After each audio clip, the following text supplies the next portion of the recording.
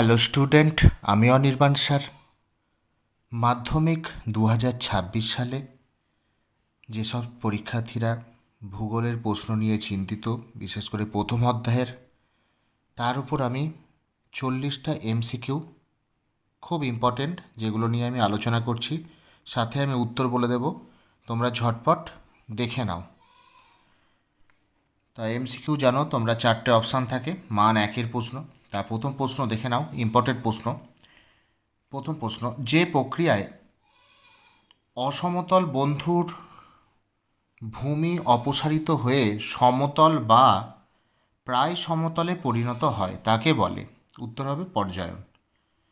মরুভূমিতে বায়ু দ্বারা বালুকণা উত্থিত এবং অপসারিত হয় যে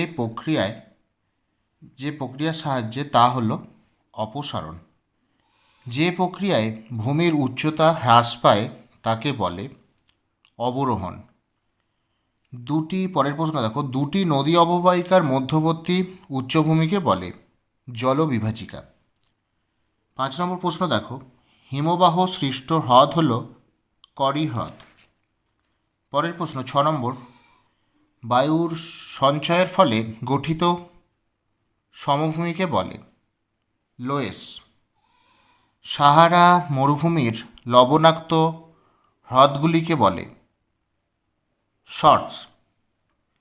পরেরটা, যে প্রক্রিয়ায় অভিকর্ষজ টানে উচ্চভূমির ঢাল বরাবর মাটি ও শিলাস্তর নেমে আসে তাকে বলে? সঠিক উত্তর হবে পুঞ্জক্ষয় প্রক্রিয়া।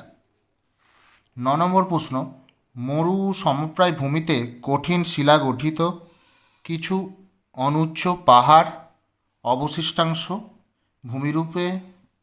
ভূমিরূপ হিসেবে থেকে যায় তাকে বলে ইনসেলবার্জ। 10 নম্বর প্রশ্ন, যে প্রক্রিয়ায় ভূপৃষ্ঠের উচ্চতা বৃদ্ধি পায় তাকে বলে? এটা আরোহণ প্রক্রিয়া। 11 নম্বর প্রশ্ন, পার্বত্য হিমবাহের পৃষ্ঠদেশে সৃষ্ট গভীর ফাটলগুলিকে বলে? উত্তর হবে ক্রেভাস। পরেরটা হবে 12 প্রশ্ন, যেটা শুষ্ক অঞ্চলে গিরিখাতকে বলা হয় ক্যানিয়ন। 13 নম্বর প্রশ্ন, পাখির পায়ের মতো আকৃতির বদ্বীপ গঠিত হয়েছে মিসিসিপি, মিসৌরি, মোহনায়। পরের প্রশ্ন 14 নম্বর, যে প্রক্রিয়ায় বিভিন্ন প্রাকৃতিক শক্তি ভূপৃষ্ঠের ওপর কাজ করে ভূমিরূপের পরিবর্তন ঘটায় তাকে বলে বহির্জাত প্রক্রিয়া। লবণযুক্ত শিলাস্তরের ওপর নদী প্রধান ক্ষয় প্রক্রিয়াটি হল? উত্তর হবে দ্রবণ ক্ষয়। 16 নম্বর প্রশ্ন, অগভীর ভি আকৃতির উপত্যকাকে বলে? এটা হবে গিরিখাত। 17 নম্বর প্রশ্ন, পৃথিবীর বৃহত্তম গিরিখাত? উত্তর হবে গ্র্যান্ড ক্যানিয়ন। 18 নম্বর প্রশ্ন, পৃথিবীর বৃহত্তম জলপ্রপাত নায়াগ্রা। 19 নম্বর প্রশ্ন, নদীর গতিবেগ দ্বিগুণ বেড়ে গেলে তার বহন ক্ষমতা বাড়ে? উত্তর হবে 64 গুণ। 20 নম্বর প্রশ্ন, সুন্দরবনের একটি নিমজ্জিত দ্বীপ হল? উত্তর হবে ঘোড়ামারা। 21 নম্বর প্রশ্ন, বিশ্বের দীর্ঘতম মহাদেশীয় হিমবাহ হল ল্যাম্বার্ট। 22 নম্বর প্রশ্ন, হিমবাহের ক্ষয়কার্যের ফলে সৃষ্ট নিমজ্জিত জলমগ্ন উপত্যকাকে বলে ফিয়র্ড। পরের প্রশ্ন, ভারতের বৃহত্তম ও দীর্ঘতম হিমবাহ সিয়াচেন। পরের প্রশ্ন, মহাদেশীয় হিমবাহের মধ্যে বরফ মুক্ত উচ্চভূমির চূড়াকে বলে নুনাটাক্স।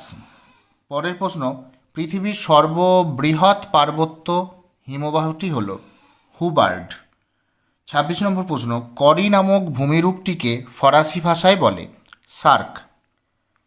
27 নম্বর প্রশ্ন, সমুদ্রে ভাসমান বিশাল হিমবাহকে বলে হিমশৈল।